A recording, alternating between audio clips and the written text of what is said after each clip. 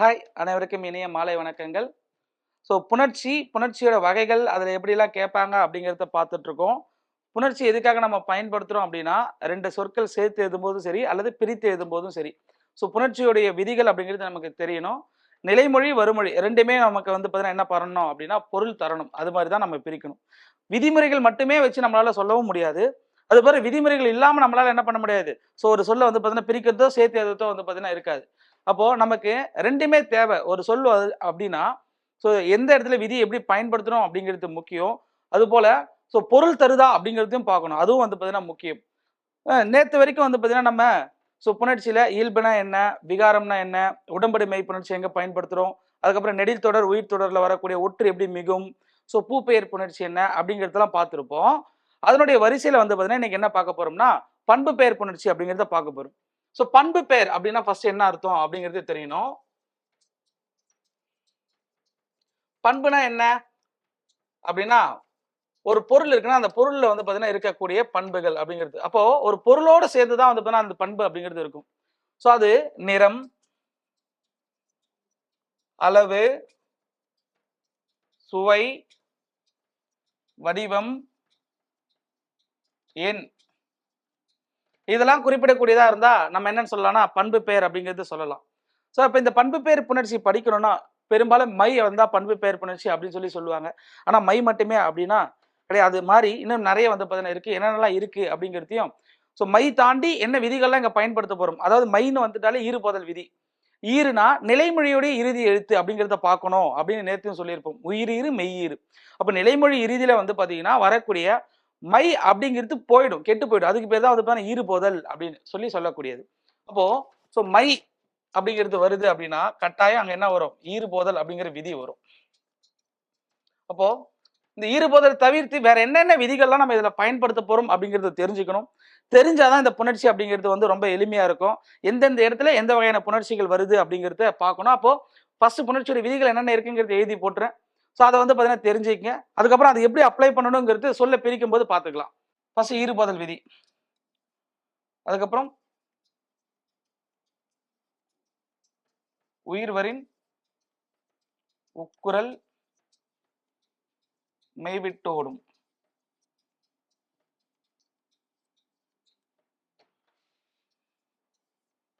இது 2வது முன்னின்ற மெய் தெரிதல்.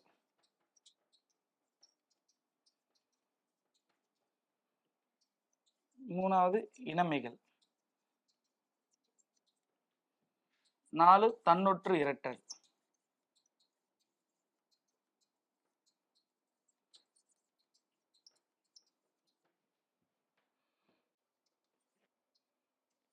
6 நீடல்.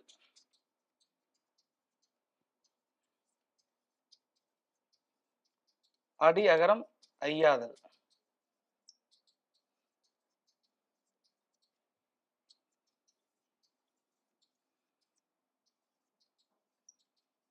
இடையுகரம் ஈயாதல்.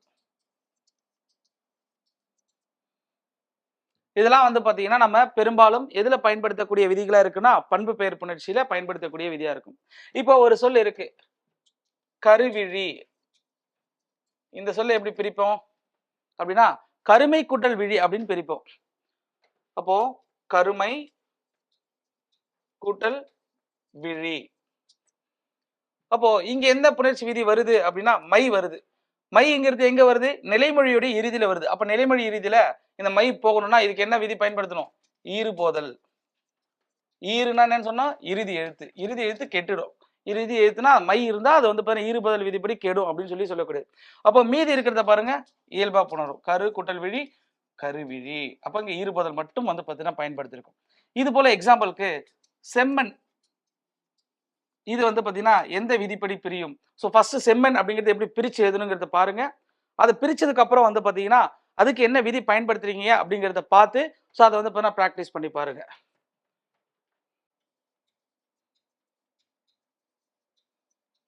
இப்போ வெற்றிலை அப்படிங்கிற ஒரு சொல் இருக்கு. இந்த வெற்றிலை எப்படி பிரிக்கணும் அப்படின்னா, வெறுமை கூட்டல் இலை. இப்படிதான் பிரிக்கணும். அப்போ இந்த மாதிரி பிரிக்கிறோம்னா, ஸோ இதுல என்னென்ன விதிகள்லாம் வந்து பார்த்தீங்கன்னா நம்ம பயன்படுத்தி அதை எப்படி சேர்த்து எழுத போறோம் அப்படிங்கிறத பார்க்கணும். ஸோ அப்போ மை வந்துட்டாலே என்ன விதி பயன்படுத்தணும்னு சொன்னேன்? ஈறுபோதல் அப்படிங்கிற விதி. முதல் ஸ்டெப் இங்க ஈறுபோதல் விதிப்படி மைங்கிறது கெட்டுடுச்சு. மீதி என்ன இருக்கு? வெறு கூட்டல் இலை அப்படின்னு இருக்கு. இப்ப இந்த மாதிரி இருக்கும்போது இந்த இடத்துல என்ன விதி வரும் அப்படின்னா தன்னொற்று இரட்டல் அப்படிங்கிற விதி வரும்.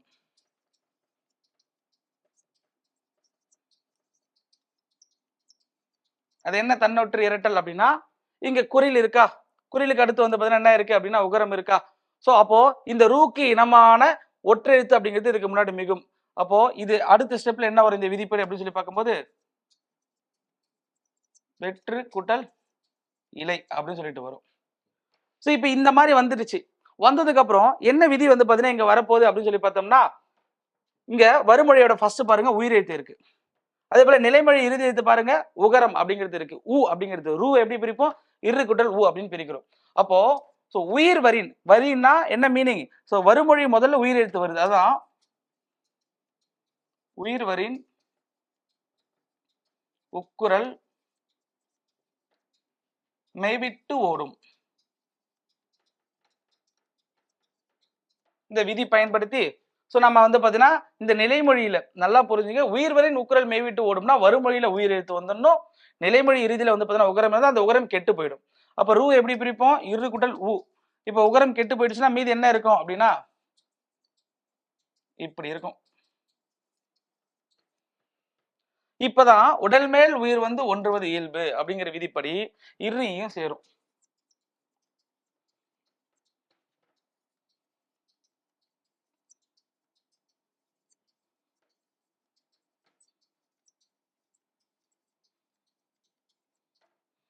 அப்போ இரு ஈ சேர்ந்தா என்னவா மாறும்? ரியா மாறும்.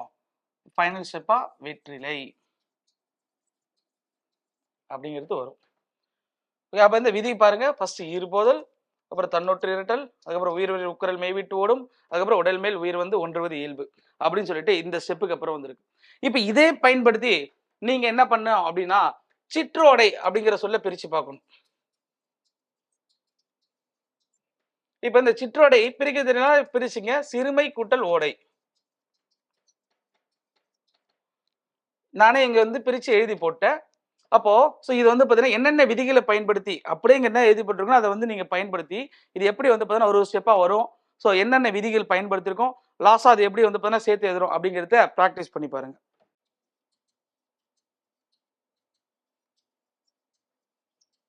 இப்ப செந்தமிழ் அப்படின்னு ஒரு சொல் இருக்கு. இந்த எப்படி பிரிப்போம் அப்படின்னா செம்மை கூட்டல் தமிழ்.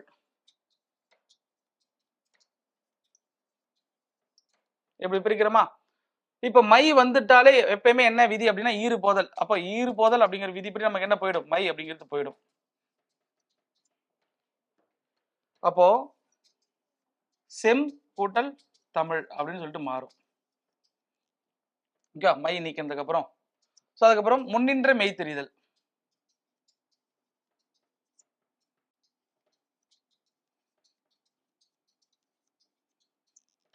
இந்த இடத்துல வறுமையில் நமக்கு என்ன இருக்கு? தா இருக்கு. அப்ப இதுக்கு இனமான வந்து பாத்தீங்கன்னா இன எழுத்து என்ன வரும் அப்படிங்கிறது நமக்கு தெரிஞ்சுக்கணும். கட்டாயமா வந்து இந்த இடத்துல இன எழுத்துக்கள் அப்படிங்கிறத பயன்படுத்தணும். கசட தப்பரங்கிறது வல்லினம். வல்லினத்துக்கான மெல்லினம் என்னென்ன? கங்கன நமன. அப்போ வறுமொழியில தகரம் வந்திருக்கா? அதுக்கு இனமான மெய் அப்படிங்கிறது என்னது? செந்தமிழ் அப்படின்னு சொல்லிட்டு செய்யறது. ஓகேவா? இதுதான் வந்து பாத்தீங்கன்னா நமக்கு ஃபைனலா வரக்கூடியது. அப்போ இது மாதிரி வந்து பாத்தீங்கன்னா இன்னும் என்னென்ன இருக்கோ அப்படிங்கிறதெல்லாம் நம்ம வந்து என்ன பண்ணணும்? பயன்படுத்தி பார்க்கணும். இதான் வந்து பாத்தீங்கன்னா புணர்ச்சி, புணர்ச்சியுடைய வகைகள்ல வந்து பாத்தீங்கன்னா பார்க்கக்கூடியது. இப்ப அடுத்ததா பைந்தமிழ் அப்படிங்கிற ஒரு சொல் இருக்கு.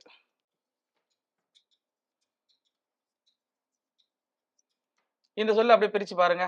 இந்த சொல்ல எப்படி பிரிக்கணும்? பசுமை கூட்டல் தமிழ் இப்படி பிரிக்கிறோம். இந்த மாதிரி பிரிக்கிறோம் அப்படின்னா மை வந்துட்டாலே ஈறு போதல். அப்போ ஈறு கெட்டு போயிடும். ஈறு கெட்டு போயிட்டா மீதி என்ன இருக்கும்? பசு கூட்டல் தமிழ் அப்படின்னு இருக்கா?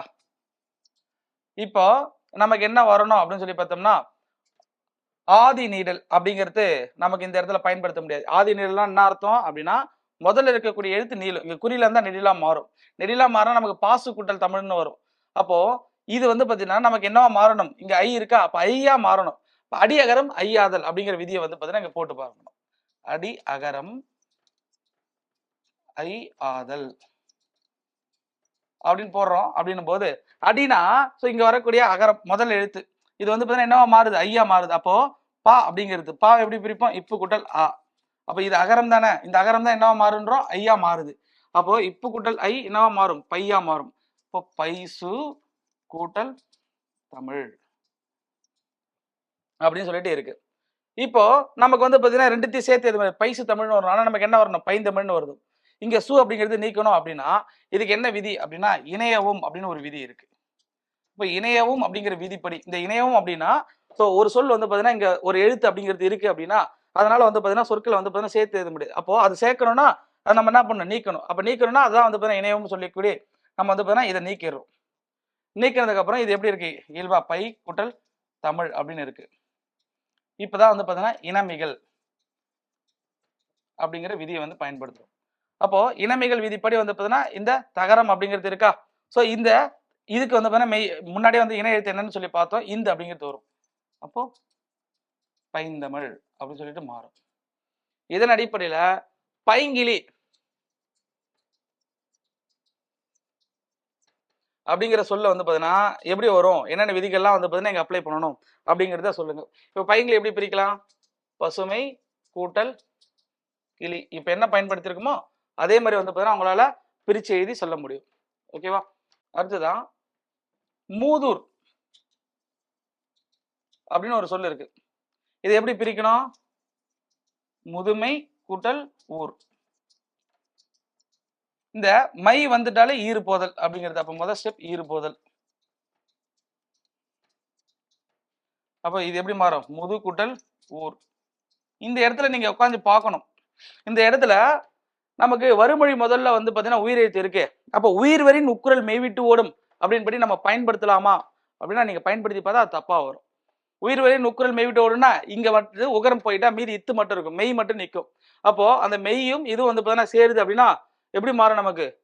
முதுர் அப்படின்னு தான் மாறும். நமக்கு என்ன மாறணும்? மூதூர் அப்படின்னு மாறணும். அப்போ இந்த இடத்துல என்ன விதியை பயன்படுத்தணும் அப்படின்னா இங்கதான் ஆதி நிடல் அப்படிங்கிற விதியை பயன்படுத்தணும். ஆதினா முதல் எழுத்து. அந்த முதல் எழுத்து நீளம். எப்படி நீளம்? குறியில இருந்தா நீடிலா மாறும். அப்போ இந்த மூ அப்படிங்கிறது இப்படி மாறுது. மூது கூட்டல் ஊர். இப்பதான் நம்ம என்ன பண்ணணும் அப்படின்னா உயிர்வரின் உக்குரல் மெய்விட்டு ஓடும் அப்படிங்கிற விதியை பயன்படுத்தணும்.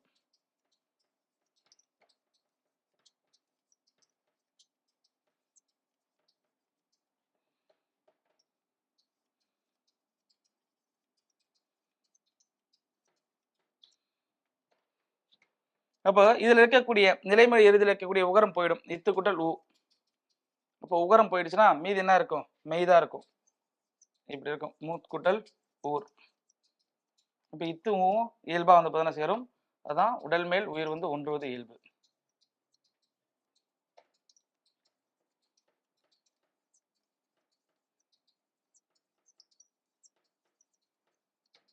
அப்ப சேர்த்து எதுனா எப்படியே சேர்த்து எழுதுவோம்? மூதூர் அப்படின்னு எழுதுவோம். அப்போ எல்லாத்துக்குமே என்னென்ன விதிகள் எப்படி பயன்படுத்திருக்கோம் அப்படிங்கிறது தெரியுதா? ஸோ நம்ம உட்காந்து என்ன பண்ணணும் அப்படின்னு சொல்லி பார்த்தோம்னா அதை பிரிச்சு அது எப்படி மாறுது அப்படிங்கிறதெல்லாம் வந்து பார்த்தீங்கன்னா பயன்படுத்தி பார்க்கணும். அடுத்தது பெரியன் அப்படிங்கிற சொல்ல எப்படிங்க பிரிச்சு எழுதுறது அப்படின்னா பெருமை கூட்டல் அன் அப்படின்னு எழுதுவோம்.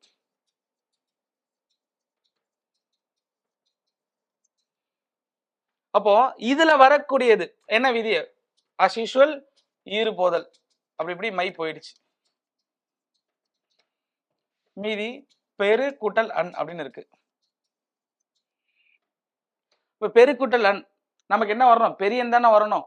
அப்போ இன்னும் என்ன விதிகள்லாம் பயன்படுத்தல அப்படிங்கறத எடுத்து பாருங்க. முன்னாடி எழுதி போட்டதுல அந்த விதிகளை எடுத்து பாருங்க. அதுல வந்து ஒரு விதி சொல்லியிருப்ப இடை உகரம் ஈ ஆதல் அப்படின்னு. அப்ப இங்க வரக்கூடிய இடையில வரக்கூடிய உகரம் எது? இதான். அப்போ இந்த இடத்துல இடை உகரம் ஈ ஆதல். அப்போ உகரம்னா என்ன அர்த்தம்? ரூ எப்படி பிரிப்போம்? இரு கூட்டல் ஊ அப்படின்னு பிரிக்கிறோம். இந்த ஊ தான் என்னவா மாறப்போகுது? இகரமா ஈயா மாறப்போகுது. அப்போ இரு கூட்டல் ஈ. இது வந்து பார்த்தீங்கன்னா என்னவா மாறும்? ரியா மாறும். அப்போ பெரி கூட்டல் அன் அப்படின்னு மாறும். இந்த விதிப்படி இந்த மாதிரி மாறிடுச்சு. ஸோ காரணம் இந்த உகரத்தை நீக்கிட்டு அதுக்கப்புறம் என்ன போகிறோம்? இகரம் அப்படிங்கிறத சேர்க்கிறோம். இப்போ நமக்கு யா அப்படிங்கிறது வருது பெரியன். இது எப்படி வரும் அப்படின்னா இங்க தான் உடம்படு மெய் அப்படிங்கிறத பயன்படுத்தணும் நம்ம. நேற்று பார்த்துருப்போம். உடம்படை மெய்னா என்ன சொல்லும் அப்படின்னு சொல்லி பார்த்தோம்னா நிலைமொழியில இ இ ஐ வரின் எவ்வும் ஏனைய உயிர் வரின் வவ்வும் ஏமுன் இரண்டும் வரும் அப்படிங்கிற ஒரு விதியை நம்ம வந்து பார்த்தோம்னா நேற்று உடம்படை மெய்யில பார்த்தோம். அப்போ இங்க நிலைமொழி இறுதியில் வந்து ரீ இருக்கு. ரீ எப்படி பிரிப்போம்? இரு கூட்டல் ஈன்னு பிரிச்சிருக்கோம். அப்போ ஈ வந்தா ஈ அப்படிங்கிறத சேர்க்கணும். இப்போ பெரி இ அண்ட் ஈயாவும் இயல்பா புணரும். அதான் உடல் மேல் உயிர் வந்து ஒன்றுவது இயல்பு. இதுக்கப்புறம் சேர்த்து எழுதும்போது எப்படி சேர்த்து எழுதுவோம்? பெரியன் அப்படிங்கிறத சேர்த்து எழுதுவோம். ஓகேவா? ஸோ அப்போ எல்லா விதியுமே இதில் பயன்படுத்தியிருக்கோம். இந்த விதிகள் தான் வந்து பார்த்தீங்கன்னா நமக்கு பண்பு பெயரில் இருக்கு. பண்பு பெயர் புணர்ச்சியில் இந்த விதிகள்லாம் நீங்கள் உட்காந்து ப்ராக்டிஸ் பண்ணி பார்க்கணும். பார்த்துட்டீங்கன்னா ஒரு சொல் எப்படி பிரிச்சு எதுனா ஸோ முன்னின்ற மெய் தெரிதல் எப்படி வரும்? இனமிகள் எப்படி வரும்? ஈறுபோதல் எப்படி வருது? இடை உகரம் ஈயாதல் எப்படி போகுது? அடி அகரம் ஐயாதல் எப்படி வருது அப்படிங்கிறதுலாம் நம்மளால தெரியும். இணையம் விதி அப்படிங்கிறது எந்த இடத்துல பயன்படுத்தணும், அந்த இணையம் விதிப்படி எது கெடுது அப்படிங்கிறதுலாம் வந்து பார்த்தீங்கன்னா நமக்கு எளிமையாக புரிய வரும். இப்போ செங்கடல்,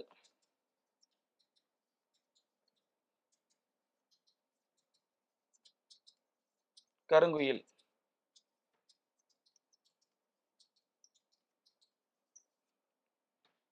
பேரகராதி இந்த சொற்கள்லாம் பிரிச்சு இந்த சொற்களுக்கு ஒவ்வொன்றும் இப்ப செங்கடல் செம்மை குடல் கடல், கருமை குடல் குயில், பெருமை குடல் அகராதி இப்படி எல்லாம் பிரிச்சு அது வந்து பாத்தீங்கன்னா என்னென்ன விதிகள் வந்து பாத்தீங்கன்னா நீங்க அங்க பயன்படுத்திருக்கீங்க, ஈறுபதலுக்கு அடுத்து என்ன விதி, அதுக்கப்புறம் அது வந்து பாத்தீங்கன்னா சேர்த்து எழுதுற வரைக்கும் கடைசி வரைக்கும் என்னென்ன விதிகள் பயன்படுத்துறீங்க அப்படிங்கிறத நீங்க லாஸ்டா வந்து பாத்தீங்கன்னா கமெண்ட்ல சொல்லுங்க.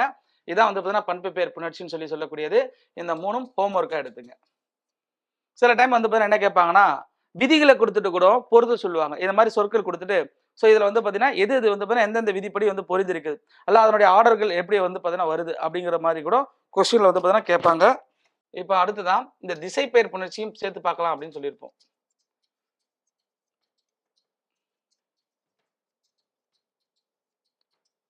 என்னென்ன திசைகள் இருக்கு? முதன்மையா வந்து பாத்தீங்கன்னா நமக்கு 4 திசைகள் இருக்கு. கிழக்கு, வடக்கு, தெற்கு, மேற்கு. ஃபர்ஸ்ட் இதுல எதை பார்க்கலாம் அப்படின்னா கிழக்கு, வடக்கு இந்த ரெண்டுத்தையுமே பாருங்களேன். ரெண்டுத்திலுமே இறுதியா என்ன இருக்கு? உயிர்மெய் இருக்கு. உயிர்மெய்னா என்ன அர்த்தம்? மெய் உயிர் ரெண்டும் சேர்ந்த எழுத்து. கு எப்படி பிரிப்போம்? இக்கு குட்டல் உ. அப்ப மெய் உயிர். இங்கே கு இக்கு குட்டல் உ. இத மாதிரி இருக்கும்போது நமக்கு இந்த திசையோடு திசை பெயர் சேர்ந்தாலும் சரி, அல்லது திசையோடு வேறு சில பெயர்கள் வந்து சேர்ந்தாலும் சரி, இது வந்து பாத்தீங்கன்னா ஒரு மாற்றம் அடையும். எந்த மாதிரி மாற்றம் அடையும்னா இறுதியா இருக்கக்கூடிய இந்த மெய் உயிர் மெய் அப்படிங்கிறது, உயிர் மெய்னா இந்த இடத்துல கு அப்படிங்கிறது பிளஸ் அதனுடைய ஒற்று, ஒற்றுனா மெய் எழுத்து, ஒற்று என்ன? இக் அப்படிங்கிறது கெடும். அப்ப இந்த ரெண்டும் போயிடுச்சு அப்படின்னா இது எப்படி இருக்கும் அப்படின்னா கிழ அப்படின்னு சொல்லிட்டு வரும். ஓகேவா? ஸோ அப்போ வடக்கு அப்படிங்கிறது போகுது அப்படின்னா இது எப்படி போறோம்? இதுவும் வந்து பார்த்தீங்கன்னா அதே மாதிரி உயிர்மெய் ஒற்று அப்படிங்கிறது கெடும். அப்போ கெட்டதுக்கு அப்புறம் வந்து பார்த்தீங்கன்னா இது என்ன மாறும் அப்படின்னு சொல்லி பார்த்தோம்னா வட அப்படின்னு சொல்லி மாறும். ஓகேவா? ஸோ இப்போ இந்த மாதிரி மாறுதுன்னா இது இடத்துக்கு ஏற்ற மாதிரி இப்போ கிழக்கு கூட்டல் திசை அப்படின்னும் போது கீழ் திசை அப்படின்னு சொல்றோம். இந்த மாதிரி மாற்றம் அடையும். கிழக்கு கூட்டல் நாடு அப்படின்னும் போது கீழ்நாடு அப்படின்னு சொல்லிட்டு மாற்றம் அடையும். இப்போ இது மாதிரி இது வந்து பாத்தீங்கன்னா நமக்கு கிழக்குங்கிறது கீழ் அப்படிங்கிற மாற்றத்தை வந்து நோக்கி போகும். சில இடங்கள்ல வந்து பாத்தீங்கன்னா மாற்றம் பெறாது. கிழக்கு குட்டல் சுவர் இல்ல கிழக்கு குட்டல் சுவருங்கிறது எப்படி எழுதுவோம்? கீழ்ச்சுவர் அப்படின்னு எழுதுவோம். இல்லைன்னா அப்படியே வந்து பாத்தீங்கன்னா கிழக்கு சுவர் அப்படின்னு வந்து பாத்தீங்கன்னா எழுதலாம். சில இடங்கள்ல இயல்பாவும் இருக்கும். சில இடங்கள்ல கீழ் அப்படிங்கிறது இந்த கிழ அப்படிங்கிறது என்னவா மாறும்? கீழ் அப்படிங்கிறது மாறும். அது வடக்கு பாருங்க. வடக்கு வந்து பாத்தீங்கன்னா வடக்கு கூட்டல் மலை. அப்போ நிலைமொழியில் இருக்கக்கூடிய இறுதியா இருக்கக்கூடிய உயிர்மெய் ஒற்று ரெண்டு சேர்ந்து கெட்டு போய் வடமலை அப்படின்னு சொல்லிட்டு வருது. வடக்கு கூட்டல் கிழக்கு. இது வந்து திசையோட வேறு பெயரு, திசையோட திசை பெயர் சேருது. அப்போ இதுல இருக்கக்கூடிய 2 சேர்ந்து என்னவா மாறுது? வடகிழக்கு அப்படின்னு சொல்லிட்டு மாறுது.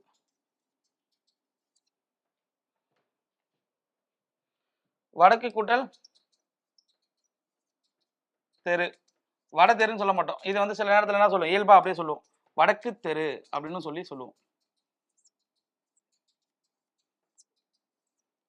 ஓகே. ஸோ அப்போ சில இடங்கள்ல வந்து பாத்தீங்கன்னா இந்த நிலைமொழி இறுதியா இருக்கக்கூடிய உயிர்மெய்யும் ஒற்றும் கெடும், கெட்டு ஸோ கிழங்கிறது கீழ் அப்படின்னு சொல்லிட்டு மாறும். வட வடக்கு அப்படிங்கிறது வட அப்படின்னே சொல்லிட்டு வரும். அல்லது சில இடங்கள்ல வந்து பாத்தீங்கன்னா அது வந்து பாத்தீங்கன்னா எந்த வித மாற்றமும் அடையாம அப்படியே இயல்பாவும் வந்து பாத்தீங்கன்னா புணரும். வடக்கு தெரு, வடக்கு பக்கம் அப்படின்னா வட பக்கம் இல்லாம வடக்கு பக்கம் அப்படின்னே சொல்லி சில இடங்கள்ல சொல்லுவோம். அப்போ அது வந்து பாத்தீங்கன்னா நமக்கு எந்த இடத்துல எழுதுறோம் அப்படிங்கிறத பொறுத்து வந்து பாத்தீங்கன்னா அதனுடைய மாற்றங்கள் அப்படிங்கிறது இருக்கும். இப்போ இது வந்து 2 முடிச்சா, மேற்கு தெற்கு இந்த 2த்துலயும் பாருங்க இறுதியா வந்து பாத்தீங்கன்னா கு அப்படிங்கிறது இருக்கா, இந்த கூங்கிற உயிர்மை கெடும். அப்போ கூ கெட்டதுக்கு அப்புறம் இரு அப்படிங்கிறது வந்து பாத்தீங்கன்னா இன்னு, அப்படி இல்லைன்னா இல் அப்படின்னு சொல்லிட்டு மாறும் சில இடங்கள்ல. இப்ப மேற்கு கூட்டல் திசை இல்ல மேற்கு கூட்டல் நாடு இப்படி இருக்குன்னு வச்சுங்க. ஸோ இந்த இடத்துல வந்து பாத்தீங்கன்னா கூ அப்படிங்கிறது கெட்டுடும். இந்த இருந்தா என்ன மாறும் அப்படின்னு சொன்னோம்னா இன்னாவோ அல்லது இல்லாவோ மாறும் அப்படின்னு சொல்லி சொல்றோம். அப்போ இன்னா மாறுது அப்படின்னா நல்லா புரிஞ்சுங்க. இன்னா மாறுதுன்னா இது வந்து பாத்தீங்கன்னா மேநாடு அப்படின்னு வரும். அப்படி இல்ல மாறுது அப்படின்னா மேல்நாடு அப்படின்னு வரும். 2த்துல எது வேணாலும் எழுதலாம். மேநாடு அல்லது மேல்நாடு அப்படின்னு சொல்லிட்டு. அதே தெற்கு இதுல வந்து பாத்தீங்கன்னா இந்த கூ நீங்கிட்டா இருங்கிறது இன்னா மாறும். தெற்கு கூட்டல் திசை அப்படின்னு சொல்றதுல இறுதியா இருக்கக்கூடிய கூ இந்த இருங்கிறது கூங்கிறது கெட்டுடும், இருங்கிறது இன்னா மாறும். அப்ப தென் திசை அப்படின்னு சொல்லி மாறும். ஓகேவா? அப்போ நல்லா புரிஞ்சுக்க வேண்டியது என்னன்னா இந்த இருக்கக்கூடிய கூங்கிறது நீங்கிடும். எல்லாத்துலயுமே வந்து பாத்தீங்கன்னா இந்த திசை பெயர்னு சொல்லிட்டா வடக்கு கிழக்கு தெற்கு மேற்கு எல்லாத்துலயுமே கூங்கிறது நீங்கிடும். ஸோ அதுல வரக்கூடிய அந்த கிழக்கு வடக்கு அதுல வந்து பாத்தீங்கன்னா இக்கு அப்படிங்கிறது வந்து பாத்தீங்கன்னா போயிடும். கிழக்குல மட்டும் நீண்டு கீழ் அப்படின்னு சொல்லிட்டு வரும். அது போல வந்து பாத்தீங்கன்னா இந்த மேற்கு தெற்குல வந்து பாத்தீங்கன்னா கூங்கிறது நீங்கி ஸோ இதுல வந்து பாத்தீங்கன்னா இருங்கிறது இன்னாவோ அல்லது இல்லாவோ மாற்றம் அடையும். இதான் வந்து பாத்தீங்கன்னா திசை பெயர் புணர்ச்சி அப்படின்னு சொல்லி சொல்லக்கூடியது.